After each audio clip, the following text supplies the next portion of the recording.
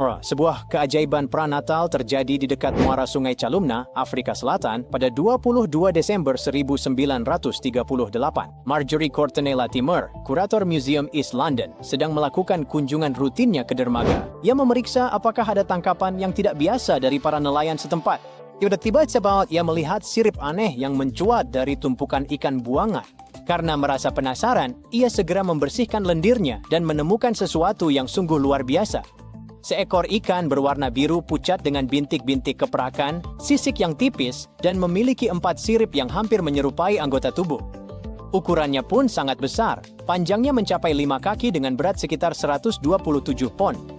Marjorie sebenarnya adalah ahli burung, tetapi ia selalu sangat terpesona oleh keajaiban dunia alam termasuk misteri di bawah lautan. Ia tidak tahu ikan apa itu, tetapi ia merasa bahwa ikan itu adalah sesuatu yang istimewa, jadi ia meminta ikan itu dimasukkan ke dalam taksi dan dibawa ke museumnya. Ia kemudian memeriksa banyak buku referensi, tetapi sekeras apapun Marjorie berusaha, ia tidak bisa mengidentifikasi spesiesnya. Ia memutuskan untuk menunjukkannya kepada ketua Dewan Museum, tetapi ketua itu hanya menganggapnya sebagai ikan rock cod biasa. Marjorie tidak menghiraukannya, makhluk itu begitu memikatnya, sehingga ia terus mempelajarinya dan bahkan mencoba mengawetkannya dengan cara diawetkan meskipun ia tidak bisa menyelamatkan organ-organnya. Putus asa mencari jawaban, ia menghubungi seorang ahli ikan J.L.B. Smith, tetapi sayangnya saat itu Smith sedang tidak ada di tempat. Ketika Smith akhirnya melihat gambar itu, ia langsung tertarik. Pada bulan Januari, ia akhirnya menulis balasan kepada Marjorie, mengatakan bahwa ikan itu membuatnya sulit tidur. Ia sangat ingin melihatnya secara langsung. Pada 16 Februari, ketika ia akhirnya tiba di museum dan melihat ikan itu, ia tertegun.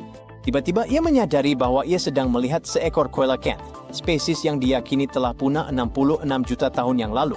Hal ini menjadikannya spesies Lazarus, yaitu spesies yang dianggap punah namun muncul kembali setelah lama tidak ditemukan dalam catatan fosil. Rasanya seperti melihat fosil yang hidup kembali.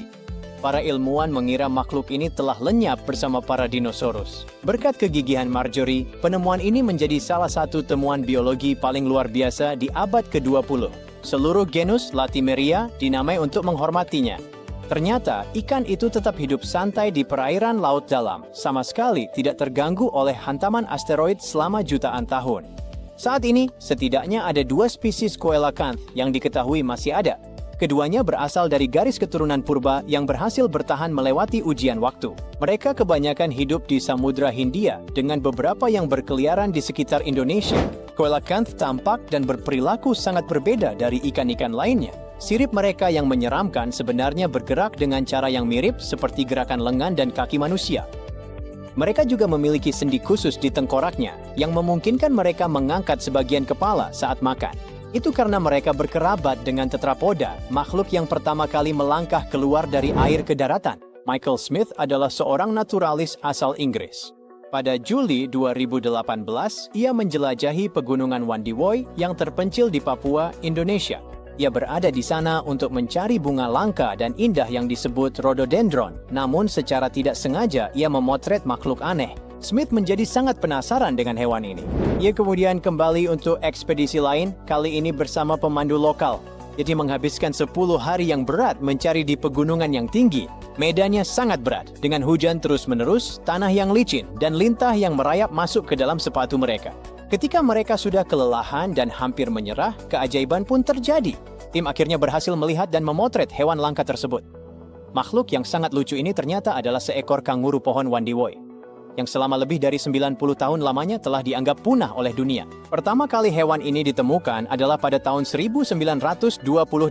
Ini adalah kisah yang menyedihkan. Seorang ahli biologi melihatnya saat meneliti daerah tersebut, dan itu adalah pertama dan terakhir kalinya kita melihat hewan itu. Namun ternyata hewan itu sama sekali tidak punah. Hewan ini memang sangat sulit untuk ditemukan dan juga sangat licik. Marsupial ini biasanya hidup di dalam hutan-hutan kecil yang terisolasi, sangat curam dan selalu berkabut. Sangat sedikit orang yang berani ke sana, semua karena alasan yang sudah kami sebutkan, medan yang terjal, rimbunnya rumpun bambu, dan kurangnya air. Bahkan para pemburu lokal pun belum pernah melihatnya. Mereka sangat lucu, dengan wajah bulat, bulu kemerahan, dan penampilan yang tampak seperti perpaduan antara monyet dan beruang. Ini adalah jenis kanguru yang aneh karena melompat di atas pohon, bukan di tanah. Ketika Michael Smith menemukannya kembali, ia segera menghubungi para ahli, termasuk seorang spesialis kanguru pohon. Penemuan itu pun dikonfirmasi. Meskipun masih sulit menangkap makhluk-makhluk ini di alam liar, mereka tetap menjadi misteri bagi ilmu pengetahuan, dan para ilmuwan berusaha melindungi spesies tersebut. Pada tahun 1996, para peneliti dari Wildlife Conservation Society sedang berjalan-jalan di pasar daging di Tahek, Laos. Tiba-tiba, mereka melihat sekelompok tikus aneh. Ya, mungkin itu tampak seperti hal biasa di pasar, tapi tikus-tikus itu sama sekali bukan tikus biasa. Awalnya, mereka mengira itu adalah spesies baru. Mereka menamai hewan pengerat baru ini tikus batu Laos. Hewan ini begitu berbeda dari hewan pengerat lainnya, sehingga para ahli biologi ingin menempatkannya dalam keluarga tersendiri. Namun pada tahun 2006, Mary Dawson dan timnya menantang gagasan ini. Para peneliti mengemukakan bahwa tikus batu Laos kemungkinan besar berasal dari keluarga hewan pengerat kuno, yang sebelumnya diyakini telah punah selama sekitar 11 juta tahun. Pada tahun yang sama, para ilmuwan akhirnya berhasil menangkap dan mendokumentasikan satu spesimen hidup, dan tebak apa? Ternyata memang benar, itu adalah tikus-tikus kuno tersebut. Mereka tidak punah, mereka hanya lebih suka menghindari sorotan dan memutuskan untuk hidup santai di karst batu kapur Laos dan sebagian kecil wilayah Vietnam. Ternyata, penduduk setempat bahkan sudah akrab dengan hewan pengerat ini dan secara rutin menangkapnya untuk dijadikan makanan. Benar, itu pasti alasan sebenarnya mengapa mereka menjalani gaya hidup menyendiri. Sekarang, hewan-hewan ini menjadi perhatian besar bagi para ilmuwan dan sedang dipelajari dengan saksama. Pada tahun 2019, beberapa ilmuwan melakukan ekspedisi bersama di Pulau Fernandina di Kepulauan Galapagos. Selama ekspedisi, tim mulai memperhatikan hal-hal aneh, jejak, kotoran, dan bekas cakaran di pohon-pohon. Dengan mengikuti jejak tersebut, mereka tiba-tiba menemukan pelakunya, seekor kura-kura misterius yang sedang duduk di ketinggian di pulau vulkanik itu. Itu adalah seekor kura-kura betina yang sendirian. Mereka memberinya julukan Fernanda. Itu karena mereka mengenalinya sebagai kura-kura raksasa Fernandina, spesies yang dianggap telah punah selama 112 tahun. Terakhir kali kita melihat spesies ini adalah pada tahun 1906, ketika para ilmuwan menemukan seekor kura-kura jantan dan mengirimkannya ke California Academy of Sciences. Mereka mengira bahwa letusan gunung berapi dan perburuan besar-besaran telah menyebabkan spesies ini benar-benar menghilang. Ini adalah hal yang sangat besar. Penemuan ini memberikan harapan bagi kelangsungan hidup kura-kura raksasa Fernandina. Penjaga taman mengatakan bahwa mereka melihat tanda-tanda keberadaan setidaknya 2 kura-kura lain, jadi mungkin mereka akan segera menemukannya. Galapagos Conservancy telah meluncurkan upaya penggalangan dana untuk mendukung ekspedisi lanjutan. Pada Juli 2007, Luis Enrique Minguez sedang mendaki di La Palma, sebuah pulau kecil di Kepulauan Canary. Dia adalah seorang peneliti di Institut Ekologi dan Konservasi. Saat ia berjalan melewati bagian timur laut pulau itu, ia melihat seekor kadal yang menarik. Kadal itu hampir sepanjang 30 cm. Ia melihatnya di dekat jalur hutan sekitar 45 meter di atas permukaan laut. Minguez mengambil foto kadal tersebut dan membagikannya kepada rekan-rekan penelitinya. Setelah melihat foto-fotonya, mereka menyadari bahwa itu adalah kadal raksasa La Palma yang telah lama hilang. Spesies ini diduga telah punah selama berabad-abad. Mereka mengira kadal itu menghilang dalam 500 tahun terakhir akibat diburu oleh kucing dan kerusakan habitat. Sayangnya, meskipun awalnya mereka sangat bersemangat, keadaan tidak berjalan baik pada kesempatan berikutnya. Mereka melakukan beberapa ekspedisi lanjutan pada Oktober 2007 dan beberapa kali lagi, tetapi sejak saat itu mereka tidak pernah melihat kadal tersebut lagi dimanapun. Kadal itu kemungkinan hidup di tempat-tempat yang sangat tinggi dan kering di pulau tersebut. Para peneliti berharap dapat menemukan setidaknya beberapa kadal itu di masa depan dan membantu mereka berkembang kembali. Ada banyak sekali ikan di laut. Beberapa di antaranya terlihat sangat mirip dengan Nemo atau Dory di Finding Nemo.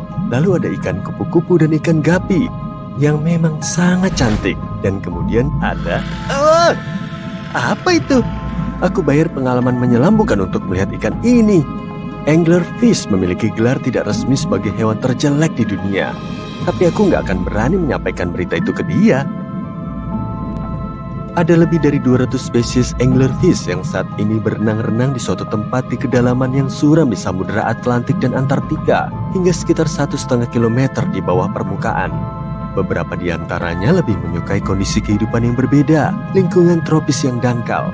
Anglerfish bervariasi dalam bentuk dan ukuran, dari sea devil hitam yang terkenal hingga frogfish, monkfish, football fish, goose-fish, batfish, dan kodok laut. Yang lebih besar bisa sepanjang setengah dari panjang tempat tidur ukuran penuh, tapi sebagian besar ukurannya sekitar 30 cm. Karena pilihan makanan di tempat tinggal ikan-ikan ini tidak terlalu banyak, mereka harus membuat strategi berburu yang unik. Makhluk ini tidak membuang energinya yang tak ternilai harganya untuk mengikuti calon mangsa. Sebagai gantinya, mereka menggunakan sepotong tulang belakang punggung yang menempel di atas mulut mereka seperti pancing. Dari sanalah namanya berasal. Ada kantung bakteri bioluminescen yang bersinar terang dalam gelap di ujung joran itu. Cahaya tersebut memikat mangsa, dan ikan anglerfish tinggal menunggu saja, lalu menikmati makan siangnya yang datang langsung ke mulutnya. Tubuh mereka lentur dan besar, sehingga mereka dapat dengan mudah menelan mangsa yang ukurannya 2 kali lipat dari tubuhnya. Anglerfish laut dalam memakan apapun yang bisa mereka temukan.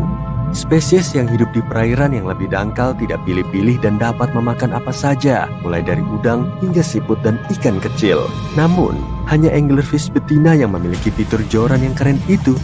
Lalu bagaimana dengan ikan yang jantan? Menemukan belahan jiwa jauh di bawah laut tidaklah mudah. Serius, tidak ada cahaya di bawah sana.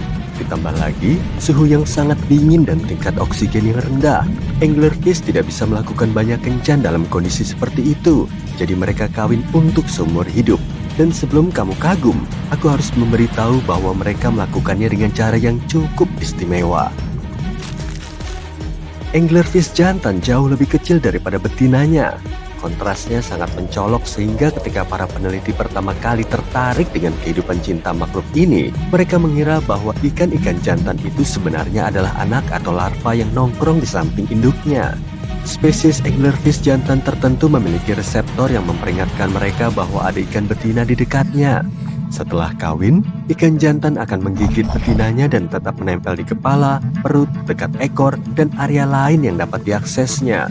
Sementara mereka bermetamorfosis bersama selamanya, ikan betina mendapatkan sel, DNA, dan organ reproduksi jantan, tapi kehilangan sel respon imunnya. Si jantan mendapatkan tempat tinggal dan nutrisi yang gratis dan permanen. Mengingat harga rumah sekarang ini, hal ini menyenangkan sekali. Namun, tempat tinggal tersebut digunakan bersama sekitar 8 ikan jantan lain, dan mereka tidak bisa pindah meski menginginkannya. Kamu tidak mungkin bertemu dengan ikan laut dalam ini dalam kehidupan nyata. Tapi kalau kamu bertemu dengan anglerfish di video game favoritmu, ingatlah bahwa kamu dapat dengan mudah berenang dan membuatnya lebih ramah kepadamu dengan panah penenang. Setelah kamu berteman dengannya, anglerfish bisa menjadi anak buahmu dan membantumu menemukan area baru dengan antenanya yang berpendar itu. Kembali ke dunia nyata, di zona toilet lautan, sekitar 198 hingga 1005 meter ke bawah, anglerfish bukanlah satu-satunya makhluk yang mungkin tidak akan pernah kamu temui. Banyak penduduk setempat yang tampak seperti makhluk dari film fiksi ilmiah atau film horor. Tapi itu karena mereka harus beradaptasi dengan dunia yang gelap dan dalam ini. Aku sudah berusaha sebaik mungkin untuk mempersiapkanmu menghadapi makhluk yang akan kamu temui. Dimulai dengan ikan fangtooth. Makhluk ini menghabiskan sebagian besar hidupnya di dalam laut. Tapi pada malam hari, mereka bergerak ke permukaan untuk mencari makan. Mereka lebih aktif daripada kebanyakan penghuni laut dalam lainnya. Ikan ini tidak menunggu makanan datang, tapi benar-benar mengikutinya dan kemudian menerkamnya dengan gigi panjang mereka yang lapar. Mereka tidak memiliki bola lampu built-in seperti ikan anglerfish, jadi mereka mengembangkan indera penciuman yang hebat dan menggunakan sebanyak mungkin cahaya matahari yang bisa mereka dapatkan di kedalaman untuk berkeliling. Kadang-kadang bahkan bayangan calon mangsa yang lewat saja sudah cukup bagi mereka untuk beraksi. Dan meski tampangnya tidak terlalu menawan, ikan ini sama sekali tidak berbahaya bagi manusia kalau kamu bertemu dengan salah satu dari mereka. Stoplight Loose Jaw terdengar seperti nama yang bagus untuk sebuah band alternatif. Tapi sebenarnya ini adalah penghuni laut dalam dengan kebiasaan berburu yang licik. Ikan ini memiliki photopores penghasil cahaya khusus di bawah setiap matanya. Mereka memancarkan cahaya hijau dan merah seperti lampu lalu lintas, sesuai dengan nama ikan ini. Tidak seperti ikan lainnya, mereka hampir tidak pernah meninggalkan zona twilight dan midnight. Rahang bawahnya seperempat dari total panjang tubuhnya dan selalu terbuka sepanjang waktu untuk mendapatkan makan siang. Ikan ini tampak seperti predator yang ganas, namun lebih menyukai zooplankton dengan makanan penutup berupa udang, krill, dan ikan. Aku yakin kamu nggak nyangka akan bertemu dengan hibrida belut dan burung, tapi inilah dia, belut slender snipe, memiliki paruh seperti paruh burung dengan ujung yang melengkung. Paruhnya dilengkapi dengan gigi kecil berkait yang digunakannya untuk menangkap antena udang yang lezat. Dan tentu saja tumbuhnya slender atau ramping, membentang hingga 1,5 meter dan beratnya hanya beberapa ons. Para ilmuwan tidak mengetahui semua rahasia belut ini karena cukup sulit untuk dipelajari di habitat aslinya. Tapi sepertinya mereka hanya menghasilkan keturunan sekali seumur hidup dan kemudian mati. Cumi-cumi kaca hidupnya santai dan benar-benar mengikuti arus. Mereka dipenuhi dengan larutan yang lebih ringan daripada air, sehingga tidak perlu bersusah payah bergerak di laut dalam untuk mencari makanan dan pasangan. Makhluk-makhluk ini transparan, sehingga mereka menyatu dengan lanskap apapun dan bahkan tidak menimbulkan bayangan saat bergerak. Ini baru taktik bertahan hidup yang hebat. Jika ada bahaya yang mengancam, hewan ini bisa berubah menjadi bola yang menggumpal dan mendorong kepala serta tentakelnya ke dalam rongga mantelnya. Dia juga dapat melepas tinta ke dalam mantel dan berubah dari transparan menjadi hitam. Tinta yang sama dapat melindunginya dari paus dan burung laut yang lapar. Taktik lain yang mereka gunakan untuk menakut-nakuti pemangsa adalah dengan mengaktifkan organ pemancar cahaya di sekitar matanya. Aku mulai lapar. Mungkin aku bisa nyemilin teripang ini? Aduh, kok digerak? Memang nggak buat dijadikan salad nih kayaknya. Makhluk bertubuh lunak ini hidup di semua bagian lautan, dari perairan dangkal hingga dunia bawah laut yang dalam.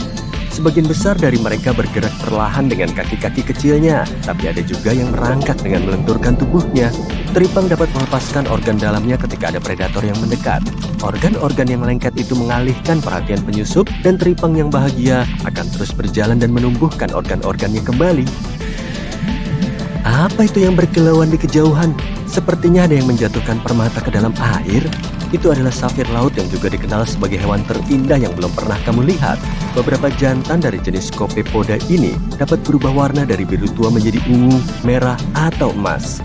1 detik kemudian, dia menghilang. Dan kemudian dia kembali berkilauan terang. Rahasia keajaiban ini adalah tubuh mereka transparan dan memantulkan cahaya secara berbeda pada sudut tertentu. Sepertinya ini adalah cara mereka berkomunikasi antara satu sama lain dan menarik pasangan. Safir laut betina tidak memiliki kekuatan super yang sama, tapi mata mereka lebih besar dibandingkan dengan jantan. Mungkin untuk melihat sang jantan dari kejauhan. Para pejantan berkeliaran liar dan bebas, dan betinanya tinggal di istana kristal jeli aneh berbentuk tong yang disebut salp.